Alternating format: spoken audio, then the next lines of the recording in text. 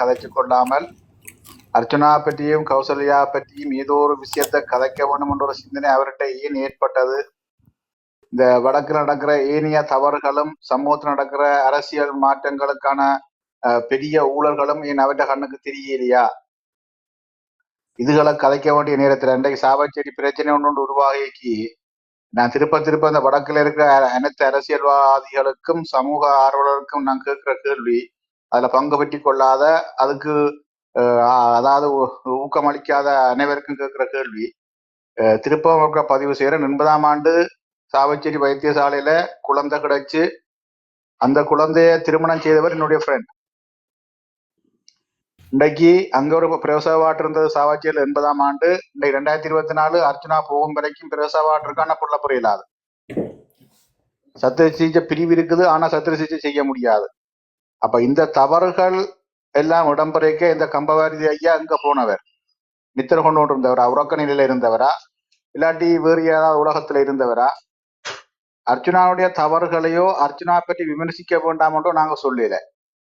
சமூகத்தில் நடக்கிற அனைத்து தவறுகளையும் அனைத்து தவறுகளையும் விமர்சித்து கொண்டு அர்ச்சுனாவுடைய தவறும் இந்த சமூகத்தை பாதிக்குமா இருந்தால் நீங்க அதை விமர்சிக்கிறது நாங்கள் அதுக்கு ஆட்சியோடு தெரிவிக்க மாட்டோம். தனியா இன்றைக்கு அர்ச்சுனா மட்டும் கம்பபாரதியார் கௌசல்யா பற்றி கதைக்க வேண்டிய தேவை என்னன்றதான் என்கிற கேள்வி. அவர் தனக்குரிய பாணியில அவர் தன்னுடைய விஷயத்தை சொன்னார், அர்ச்சுனா தனக்குரிய பாணியில தன்னுடைய விஷயத்தை சொன்னார். அப்ப இதுல இன்றைக்கு எல்லாருமே எனக்கு வீடியோ அனுப்பி கொண்டிருக்கிறேன். கணக்க நண்பர்களை கூட நான் பிளாக் பண்ணிட்டேன். ஒரு சில அதாவது சமூக நலன் அக்கறை சாராத அக்கறை இல்லாத ஒரு சிலர் தவறுகளை மட்டும் கதைச்சு கொண்டிருக்கிறவைய பற்றி அவைய வீடியோக்களை பார்க்கறதையோ அவையனுடைய முகநூல்களை பின்தொடர்வதையோ நான் விரும்பல. சமூக பொறுப்பு உள்ள ஒரு ஆள் சமூக பொறுப்போட அர்ச்சுனாண்ட விஷயத்தை பின்பற்றி கதைச்சாருன்னு சொன்னால் அதை மனப்பூர்வமாக ஏற்றுக்கொள்றதுக்கும் அந்த தவறுகளை மாற்றி கொள்றதுக்கான செயல் திட்டங்களை உருவாக்குறதுக்கும் நாங்கள் தயாரா இருக்கிறோம். இதுதான் என்னுடைய இன்றைய பதிவுல இந்த கம்பவாதி ஐயா அவர்களுக்கு மதிப்புக்குரிய இல்லாட்டி அப்படி வைப்ப மதிப்புக்குரிய அடுத்த கட்டம் என்ன, நான் இன்னொரு நான் என்ன துரோகி என்ற ஒரு வசனத்தை சொல்லல. நான் எனக்கு அவ்வளவு சொல்ல வேணும் என்ற ஒரு உணர்வு வருது. ஏனென்றால் ராவண வரலாறுகளை திரிவுபடுத்தி ராவண வரலாற்று பதிவுகள் எங்களோட முப்பாட்டனுடைய பதிவுகள் எல்லாத்தையும் சுக்குநூறாக்கியவர்களில் இவரும் ஒருவர். வடக்கு அதாவது குறிப்பாக சொல்ல போனால் இந்த மகாபாரதங்களையும் ராமாயணங்களையுமே வச்சு வாழ்க்கையோட்டி இன்றைக்கு அந்த கலாச்சாரங்களை எங்கட தமிழ் மக்கள்கிட்ட திணிச்சு எங்களுக்கான அடையாளங்களை சிதைச்சவர்கள்ல மிக மிக மிக ஒரு பெரும் பங்கு வகிப்பவர் இந்த கம்பபாரதி. நீங்கள் வடக்கு அதாவது ராமாயணங்களையும் மகாபாரதங்களையும் கதைச்சது நான் தவறு என்று சொல்லல. ஆனால் எங்கட வரலாறுகளை ஏன் சிதைச்ச நீங்கள்? எங்கட வரலாறுகளை நீங்க கூறிக்கொண்டு சொல்லிக்கொண்டு நீங்கள் உங்களோட வரலாறுகளையோ உங்கள் சார்ந்த அறிவு ரீதியான சிந்தனைகளையோ இந்த சமூகத்துக்கு கொடுத்திருக்கலாம். இங்க நீங்கள் இரண்டாவது புலப்பட்டிருக்கிறீர்கள். நீங்கள் ஒரு சமூகத்துக்கு சமூக பொறுப்பில்லாத இன்னொரு இனத்தின் எங்களுக்கான தனித்துவத்தை எல்லாத்தையும் இழக்க வச்சதுல நீங்களும் பெரும் பங்காற்றி இருக்கிறீங்க. முடிஞ்சால் இதுகளுக்கான விளக்கத்தை தாங்கோ. ஏன் ராவண வரலாறுகளை சிதைக்க நீங்கள்? ஏன் ராவணனை ஒரு கெட்ட அசுரனா காட்டி உங்களுக்கு கல்வி அறிவு இருக்குது, சிந்தனை அறிவு இருக்குது, ஆற்றல் இருக்குது, அனுபவம் இருக்குது, எல்லாத்தையும் உய்தறியக்கூடிய மெய் ஞானம் இருக்குது. ஆனால் ஏன் இந்த தவறை விட்ட நீங்க? என்னட்ட இருக்கிற பெருங்கேள்வியே, நீங்கள் எங்கட இனத்தின் ஒரு வரலாறுகளை திரிவுபடுத்தி எங்கட இனத்தை அழிச்சதுல பெரும் பங்கு இருக்குது வரலாற்று ரீதியாக இந்த கம்பபாரதி ஐயாக்கு. இதுதான் இன்றைக்கு என்னுடைய எண்ணம், என்னுடைய பதிவு. நன்றி. வணக்கம் ரகுராமண்ணா. வணக்கம். நன்றி நன்றி. வணக்கம். என்ன பொறுத்த வரைக்கும்னா கம்பபாரதி ஒரு ஆன்மீகவாதியே இல்லை, ஒரு அரசியல்வாதி. அது ஒரு பக்கச்சார்பான அரசியல்வாதி. வேற கதையெல்லாம் எடுத்துக்கொண்டு நம்ம கூடுதலாக அலர்ட் பண்ண வேண்டிய அவசியம் இல்லைன்னா ஒரு தமிழனே இல்லை. அதான் நான் சொல்லுவேன். நீங்க கவனிக்க வேண்டிய ஒரு விஷயம் என்னன்னு சொன்னா, அந்த ரகுராமண்ணா சொன்னதுல இருக்கிற ஒரு உண்மை என்னன்னு சொன்னா, இது உண்மைன்னு தான் நீங்க எல்லாரும் அதை கதைக்கணும். Thank you brother. இன்றைக்கு ராவணன்ற புகழை இன்றைக்கு இந்தியாவில் இருக்கிற பல மீடியாக்கள் சொல்லி கொண்டிருக்கிற அதே வேளையில் இவர் இன்றைக்கும் வந்து அரக்கன் என்று கொண்டு தான் இவர் இருக்கிற வழியா ராவணனை பற்றியான ஒரு நல்ல விமர்சனத்தை இதுவரைக்கும் அவர் வச்சு கொண்டதே இல்லை. நான் பார்க்கல ராவணன் வந்து அப்படி எங்கட ஒரு உண்மையான ஒரு தமிழ் மகன் தமிழ் குடிமகன்ன்றதை பார்க்கல. உண்மையில ராவணன்ன்றது வந்து எங்களுக்கு வந்து இப்போ இந்த விஷயத்தில் நீங்கள் பார்க்க வந்து நாங்கள் வந்து இந்தியர்களை வந்து ஒரு காலத்தில் வந்து நாங்கள் எதிர்த்து கொண்டு தான் இருந்தாங்க. முந்தைய ஆரம்ப காலத்தில் ஆஞ்சநேயருக்கு இலங்கையில் கோயிலே கட்டையில் தெரியுமா? முதலாவது ஆஞ்சநேயர் கோயில் வந்து தெல்லிப்பளையிலையோ இந்த இதில் தெஹிவளையில் தான் அந்த ஆஞ்சநேயர் கோயில் முதல் இப்போ ஒரு 90-90ஆம் ஆண்டு அளவில் தான் அந்த ஆஞ்சநேயர் கோயில் வைக்கப்பட்டது. ஏன்னு சொன்னால் ஆஞ்சநேயர் வந்து இலங்கையை எரிச்சவர்ன்றதுக்காக. அதே சமயம் நீங்கள் எல்லா மக்களும் யோசிக்கணும். நீங்கள் வந்து எப்படி உண்மையில நல்லா புத்தி உள்ள தமிழ் மக்கள் அறிவுள்ளாக்கள் நீங்கள் யோசிங்க. இந்தியாவில் வடமாநிலம்டா யோசிங்க. அந்த ஐயராக்கட கால இவியெல்லாம் அந்த தென்னிந்தியா வட இந்தியாவில் இருந்து வட இந்தியா இந்த வடக்கு பக்கத்தில் இருந்து வந்த ஆக்கள் தான் நாங்கள் குடிபெயர்ந்திருந்தவங்க. அவங்களாம் ஆரியன். அப்போ இவங்களை என்ன செய்தாங்கன்னு சொன்னால் திட்டமிட்டு, அதாவது வந்து தாங்கள் எல்லாம் வந்து தசரதன் அழகான பொம்புளியல் அழகான ஆக்கள் பக்கத்தில் இருக்கிற நேபாளத்தில் கூட சீதாதேவி பிறந்தா நேபாளத்தில் கூட மனிதர்கள் இருக்கணும். வடிவ விளங்கணும். நேபாளத்தில் ஜனகனுக்கு வந்து மகளா தேவி பிறந்தா அங்கேயும் மக்கள் இருக்கணும். தமிழ மக்கள் மனிதர்கள் ஆளினம். இந்தியாவில் அங்கால வடக்கு பக்கம் முழுக்க மக்கள் ஆளினம். ஆனால் அது எப்படி தமிழ்நாட்டை மாத்திரம் குரங்குகள் ஆளலாம்? நீங்கள் யாராவது சிந்திச்சு பார்க்க உங்களுக்கு ஆத்திரம் பாரு இல்லையா? தமிழ்நாட்டை ஆண்டது குரங்குகள். சுக்ரீவன் வாலி இவியலெல்லாம் குரங்குகள். அங்கே இருந்த ஆக்கள் முழுக்க படையோட போன ஆக்கள் முழுக்க குரங்குகள் உண்டு. அப்போ என்னென்ன இங்கே மனிதர்கள் இருக்க குரங்குகள் என்னென்று ஆளலாம், குரங்குகள் என்னென்று கதைக்கும். நீங்கள் வடிவா யோசிக்கணும். அங்கால அடுத்தது இந்த இங்கேயும் தமிழன் இல்லோ, அடுத்தது கடலை தாண்டி அங்கால இருக்கிறவனும் தமிழன். அவனுக்கு ஒரு பேர் வச்சாங்க அரக்கன். அவன் வந்து கூடாதவன் என்ற ஒரு சொல்ல அரக்கன் என்ற ஒரு சொல்லால பாவிச்சு அதை அரக்கன் என்று பாவிச்சாங்க. பார்த்து இலங்கையில் வாழ்ந்தாக்கள் அத்தனை பேரும் அரக்கன். யோசிச்சு பாருங்க. அப்போ நாங்கள் இந்த வழியால் வம்சத்தில் நாங்கள் வந்த நாங்கள். அப்போ இது ஒரு வேணுமென்று சொல்லி துட்டமிட்டு செய்ய அற்றுவருப்பான ஒரு மிக கேவலமான ஒரு செயல் வந்து இந்த இவங்கட இது கம்பராமாயணம்.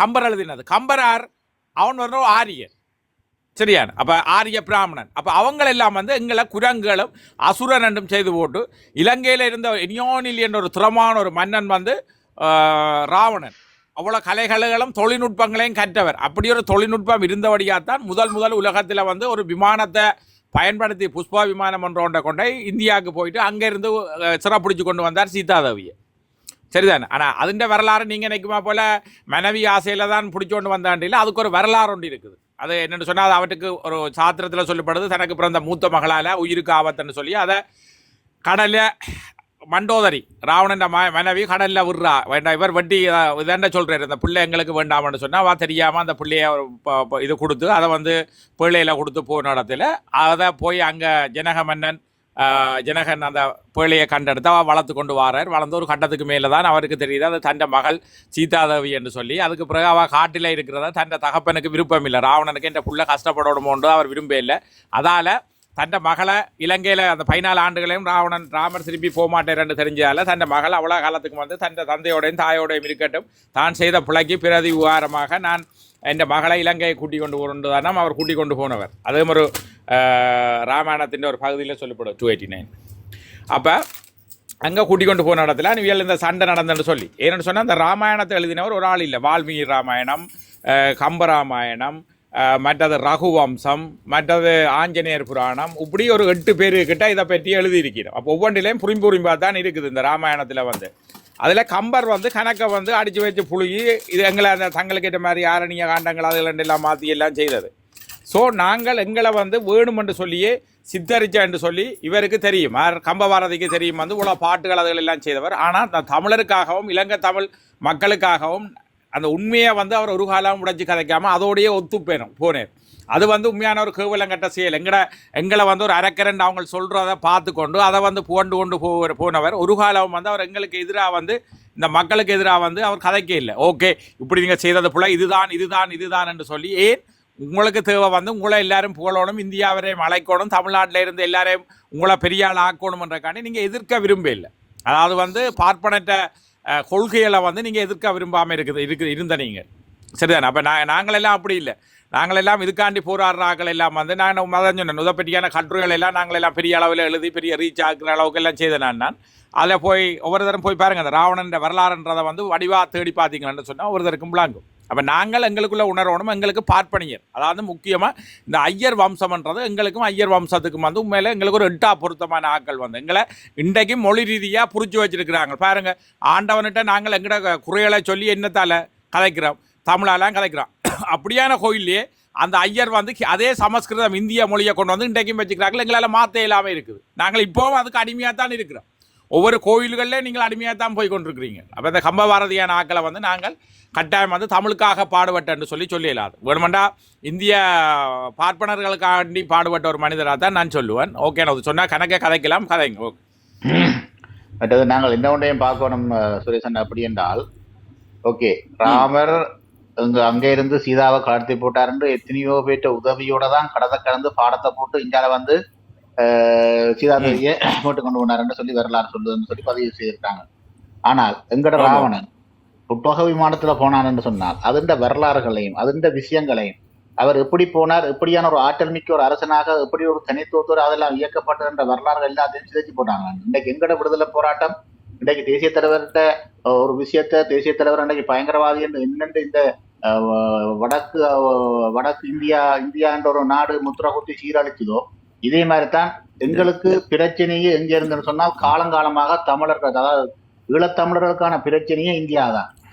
வரலாற்று ரீதியாக நீங்க ஆய்வு செய்து பார்த்தீங்கன்னு சொன்னால் நூற்றுக்கணக்கான ஆண்டுகளுக்கு முதல்ல நாங்கள் அழிக்கப்பட்டதும் சிதைக்கப்பட்டதும் இந்த இந்தியான்ற ஒரு விஷயத்தாலதான்.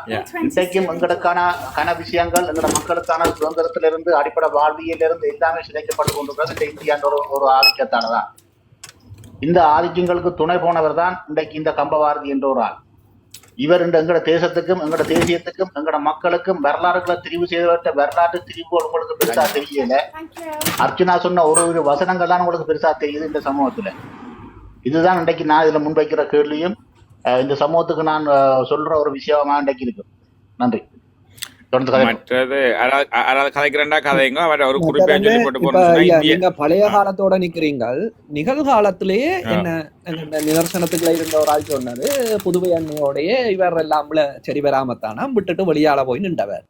அப்ப அப்படியேண்டா அந்த எங்கண்ட ஈழ வரலாற்றோட இதெல்லாம் சம்பந்தப்பட்ட ஒரு வேக்காதவர் செய்திருக்கிறார் ஒன்று பாத்தீங்களா தெரியும். இதுல பழைய காலத்தை விடுங்க, புது காலத்திலேயே அதாவது எங்கட போராட்ட வரலாற்று காலத்திலேயே நிதர்சனத்தோட சேர்ந்து ஒரு ப்ரொஜெக்ட் ஒன்று கூட இவர் செய்ய இல்லை. அதே ஒரு நிதர்சனம் எனக்கு அன்றைக்கு கதை கேட்கல சொன்னேன். அது இருக்கோண்டும் யாரும் அப்படி இருந்தா கூட இதுல சொல்லுங்க. நானும் அப்படி தேடி பார்த்தேன் இருக்கே இல்லையன்னு இருந்தா கூட சொல்லுங்க. எனக்கு அது நானும் பார்த்தது காணே இல்லைன்னு கூட தான் அதை கேட்டேன். தேச விடுதலை வாழ்வியல அடுத்தடுத்த கட்டத்துக்கு போறதுக்கான எந்த ஒரு முயற்சியும் உதவியும் செய்ததாக நானும் மறைஞ்சு கொள்ளல. அவரை பற்றிய சில விமர்சனங்களை தாங்கிக் கொள்ள முடியாத சில அவருக்கு துணை போற உறவுகள் தான் இன்றைக்கு இதை பெருசுபடுத்தாக்கி பேசு பொருளாக கொண்டு போய் கொண்டிருக்கிறேன். அவ்வளவுதான். அவரை பற்றி நாங்கள் கதைக்கிறக்கா ஒரு பெரிய மனுஷனும் இல்லை, ஒன்றும் இல்லை. தனியாக அவர் அந்த கம்பராமாயணத்தில் வந்து புலமை பெற்றிருக்கிறார். அவர் அதை தவிர வேறொரு தொழிலுமோ ஒரு பிரச்சனையுமே தெரியாது. மற்ற தமிழில் கொஞ்சம் குரல்கள் அதுகள் பேச்சாற்றலைன்னு சொன்னால் அவர்கிட்ட வாழ்க்கையை வந்து திருமணமாகாமல் தனியாக பேச்சு துறையிலேயே அவர் அதுதான் அவருக்கு தனியாக துறை, வேறு எதுவுமே தெரியாது. அரசியல் இப்படியான ஒன்றுமே தெரியாத ஒரு ஆளாக இருந்தபடியே அவர் அதில் புலமை பெற்றிருந்தார். இவனவன் எந்தெந்த தொழிலில் இருக்கிறானோ அவன் அந்தந்த தொழிலில் புலமை பெற்றிருப்பான். அவ்வளோதான் வழியே அவர் அதுக்காக பெரிய ஆளோ பெரிய வரலாற்று இதான ஆட்களோ இல்லை. மற்ற இதில் யாரோ ஒரு ஆள் சொன்னீங்கள் இந்தியாவில் எப்போவுமே எங்களுக்கு ஆபத்துன்னு சொல்லி. அன்றைக்கு ராவணன் ஆட்சியில் இருந்து சேரர் படையெடுப்பு பாண்டியர் படையெடுப்பு சோழர் படையெடுப்பு பாண்டியர் படையெடுப்பு என்று சொல்லி இலங்கை அடித்து கடைசியாக இந்திய நாமி வரையும் நிற்கவே இல்லை. இப்போ வரைக்கும் விடுதலை புலிகள் காலத்தில் வந்து எங்களோட புலிகளை அழிக்கிறதுக்கும் அவையெல்லாம் காரணமாக இருந்தவை. அதில் இல்லையென்று சொல்கிற அளவுக்கு இல்லை. அதெல்லாம் இன்றைக்கு அவை ஆயுதங்களுடைய ஏற்றுமதிகள் அல்ல ஆயுத இலங்கைக்கான சப்ளைகள் கடலை சுற்றி வளைச்சதுகள் போன்ற விஷயங்களால் தான் நான் அதை செய்தது. அதுகளை மறுக்கிறதுக்கு இல்லை. இந்தியா இன்றைக்கும் ஒரு பக்கத்தில் வந்து ஒரு இதாக தான் இருக்குது. அதில் சொல்கிற அளவுக்கு எனக்கு